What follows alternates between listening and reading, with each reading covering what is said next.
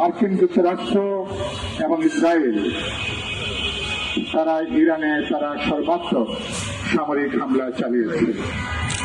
এই হামলা প্রথম দিনেই এই হামলা চালিয়ে তারা ইরানের কাছে সেখানে একটা স্কুলে তারা নির্মম হত্যাযজ্ঞ চালিয়েছে।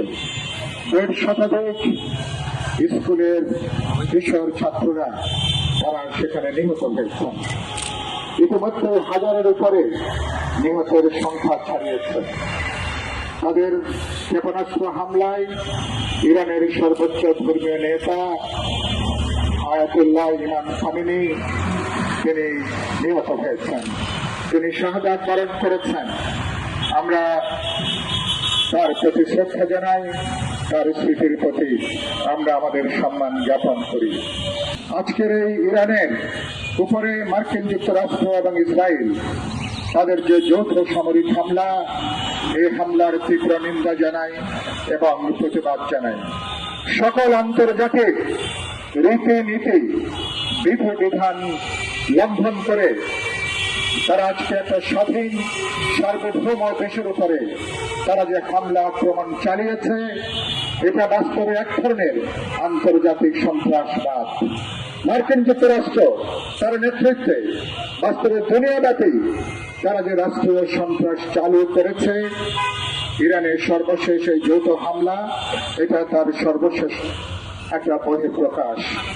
কোন স্বাধীন দেশকে, কোন সার্বভৌম কোন দেশকে এভাবে কোন পরাশক্তি কোন হামলা আক্রমণ করতে পারে না।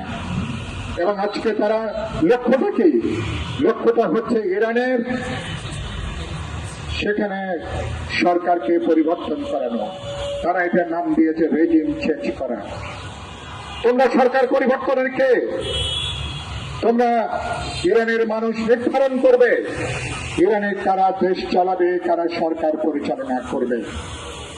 তোমরা আটলান্টিক মহাসাগর পার হয়ে এবং সেখানে প্রায় 8,500 কিলোমিটার পার হয়ে এবং স্বাধীন সার্বভৌম দেশের উপরে হামলা আক্রমণ, এটা গোটা আন্তর্জাতিক সম্প্রদায়কে বাস্তবে বুড়ো আঙ্গুল দেখানোর শামিল। এবং আমরা ইতিমধ্যে লক্ষ্য করেছি তারা এখনো পর্যন্ত হামলা আক্রমণ তারা অব্যাহত রেখেছে। কারণটা হচ্ছে তারা বলবার চেষ্টা করছে ইরানের পরমাণু যে শক্তি, সেই শক্তিকে তারা দুর্বল করতে চায়। ইরানের পারমাণবিক স্থাপনাগুলোকে তারা লক্ষ্যবস্তু হিসেবে তারা নির্ধারণ করেছে। আমরা পরিষ্কার করে বলতে চাই, ইরান বারবার ঘোষণা দিয়েছে শান্তিপূর্ণ উদ্দেশ্যেই তারা পারমাণবিক স্থাপনা তারা তৈরি করেছে। কিন্তু একই সাথে মার্কিন যুক্তরাষ্ট্র তার পশ্চিমা মিত্ররা ইসরায়েলকে তারা যখন পারমাণবিক শক্তিধর দেশ হিসাবে তারা যখন গড়ে তুলেছে, তখন আত্মরক্ষার জন্য ইরান কেন, আরবের যে কোনো দেশের অধিকার আছে সেখানে পরমাণু শান্তিপূর্ণ ব্যবহার প্রয়োজন বোধে পরমাণু অস্ত্রের সেখানে অধিকার সেখানে তারা অর্জন করতে পারে।